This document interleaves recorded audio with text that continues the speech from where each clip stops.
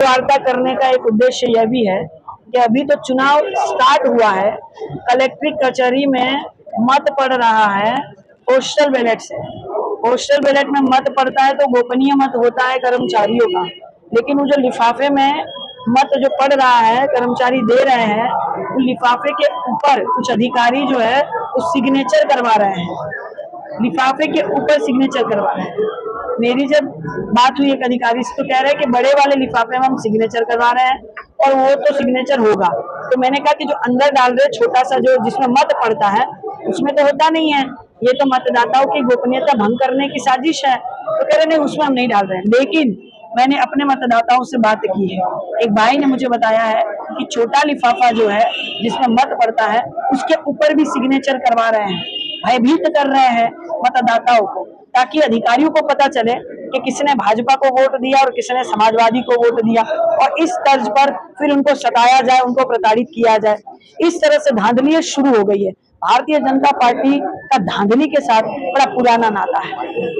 ये मैं चाहती हूँ कि मेरे जितने भी पत्रकार बंधु हैं, मैं आपसे हाथ जोड़ के निवेदन करती हूँ, एक तो आप सभी चौथा स्तंभ है, हमारा मान सम्मान है आप सभी, और लोकतंत्र को बचाया आप लोगों ने ही है। लोकतंत्र को बचाए, संविधान को बचाए, ये धांधली होने से बचाए, मतदाताओं की गोपनीयता भंग रखे, कृपया हमारा साथ दें। अब उन्हें वो पर्यवेक्षक प्रेक्षक लोग आते हैं, उससे कोई शिकायत नहीं, डीएम से कोई शिकायत की बात नहीं? जी जी जी, मेरी बात हुई तो उन्होंने कहा कि ठीक है हम ध्यान देते हैं। क्या लग रहा है कि अब शुरू ही हो गया है धांधली करना, इन पर भरोसा कैसे करें। लेकिन जनता पूरी तरह से इस बार तैयार है। जनता अपने मुद्दों पर चुनाव लड़ रही है, जनता उनको वोट देने जा रही है जो घर की बहू बेटी बहुरिया है, जो यहाँ की बहुरिया है। जो फिल्मों में साड़ी पहन के नकली बहुरिया बनते हैं उनको वोट जनता नहीं देगी।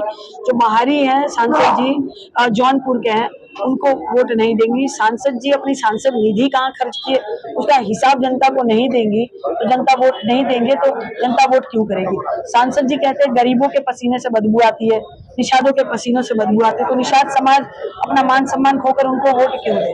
दूसरी बात, सांसद जी कहते हैं कि हम खड़ाऊ पहन के साधु बन जाएंगे, हम हिमालय चले जाएंगे। जब हिमालय ही जाना है, साधु ही बनना है, तो वोट क्यों मांग रहे हैं और जनता अपना वोट खराब क्यों करे। जब हिमालय जाकर साधु ही बनना है तो कुर्सी की मोह माया जो है वो छूट नहीं रही अभी तक। क्यों कुर्सी की मोह माया नहीं छूट रही है। जिनको साधु बनना होता है वो सांसारिक जीवन छोड़कर चले जाते हैं। इस तरह की घोषणा नहीं करते कि रैली भी करनी है, वोट भी मांगना है जनता से, और साधु बनने का जो है इस तरह की इच्छा भी जाहिर कर रहे हैं। तो साधु बन जाएंगे तो जनता किनके पास जाएगी, समस्या का समाधान कौन करेगा। अनुमति नहीं मिल रही थी क्या? हाँ, नहीं मिल रही थी, हमें रोड शो की अनुमति नहीं दी जा रही थी, जबकि माननीय मुख्यमंत्री जी, माननीय सांसद जी रोड शो कर रहे हैं। भारतीय जनता पार्टी की सत्ता में Bharatiya Janata party road show कर सकते हैं, प्रचार कर सकते हैं, लेकिन हम विपक्ष के लोग, समाजवादी लोग शांतिपूर्ण ढंग से अगर रोड शो करना चाहते हैं तो हमें अनुमति नहीं दी जा रही थी। क्या है ये डर है, ये भय है, किस बात के लिए लोकतंत्र की हत्या हो रही है, संविधान की हत्या हो रही है। इससे वही तो मैं कह रही हूँ कि सांसद जी को डर लग रहा है कि वो हिमालय जब चले जाएंगे, तो जब हिमालय ही चले जाएंगे तो जनता उनको वोट क्यों करे। जनता हिमालय ढूंढने जाएगी क्या उनको। किस तरह की ये बातें कर रहे हैं। पहली बात, हाँ बिल्कुल बिल्कुल, जब साधु ही बनना है तो सांसारिक जीवन का मोह माया क्यों, राजनीतिक जीवन का मोह माया क्यों है भाई। अभी भी मोह माया छूटा नहीं है कुर्सी का।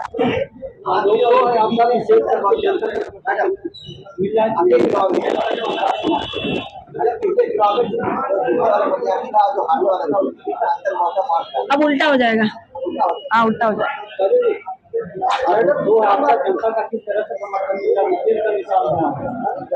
बहुत ज्यादा समर्थन मिल रहा है। मैंने कितने पत्रकार भाइयों को अपना पैर दिखाया अभी गोड़वा हमार सूजल बा, जब हमारे प्लास्टर रहे तब वो हम चलत रही है, हमारे प्लास्टर खुल गए तब वो हम चलत हैं, जनता के हार्ट अटैक वाला दिक्कत भइल तब वो हम चलत हैं। अरे जब हम यमराज को हरा सकते हैं तो दमराज को नहीं हरा सकते क्या।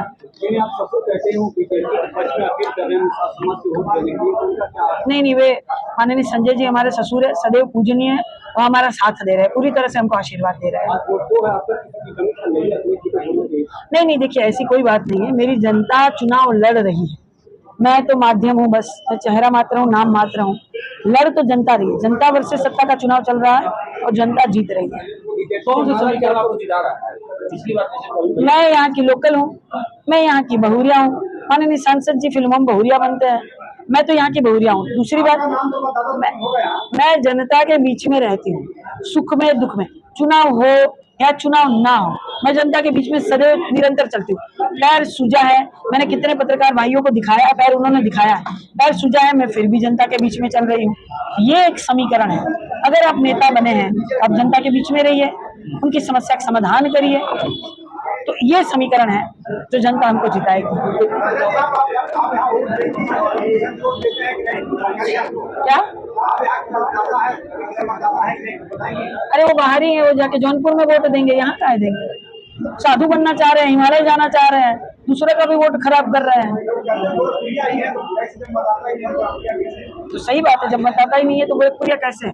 उनके कहने से क्या होता है मेरे भाई? उन्होंने कहा था 15 लाख आ गए, खाते में आ गए आपके। उन्होंने कहा था 100 स्मार्ट सिटी बन जाएगी 2022 से पहले, बन गई। उन्होंने कहा था किसानों की आय दुगनी हो जाए, हो गई। उन्होंने कहा था कि जो है सबके पक्का मकान मिल जाए, तो मिल गए। उनके कहने से क्या होता है? उनके कहने से कुछ नहीं होता। उन्होंने कहा था हम बहुत सारे गांव गोद लेंगे, अभी तो गांव गोद में ही घूम रहे हैं, गोद लिए वो गांव गोद में ही घूम रहे हैं, अभी तक उनका विकास नहीं हुआ है। तो ये धनिया छिड़कने वाली सरकार है, मात्र धनिया छिड़क के कहती है कि हमने विकास किया। अगर हम तारामंडल की बात करें, नौकायान की बात करें, नौकायान की नींव रखी थी बहन मायावती जी ने, शुरू किया माननीय अखिलेश यादव जी ने।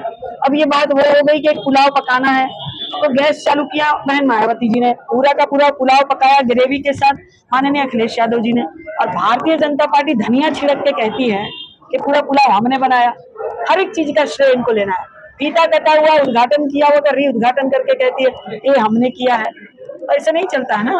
अब यहाँ ट्रैफिक की समस्या कितनी है, फ्लाईओवर बने हुए हैं, फ्लाईओवर जो बने हुए हैं समाजवादी पार्टी की सरकार ने बनाए, इनके नाम का तो ईटा नहीं मिल रहा है।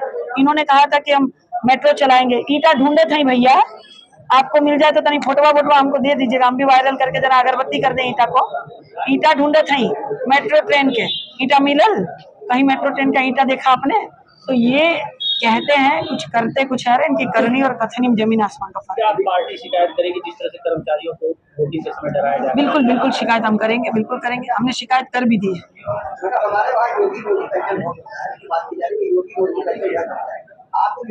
यहाँ नहीं चलेगा, यहाँ नहीं चलेगा। यहाँ घर वर्सेस बाहरी का चुनाव चल रहा है। घर की बहुरिया बेटी को जिताएंगे कि बाहरी को लोग जिताएंगे? अंतिम चरण का मतदान है, क्या लग रहा है?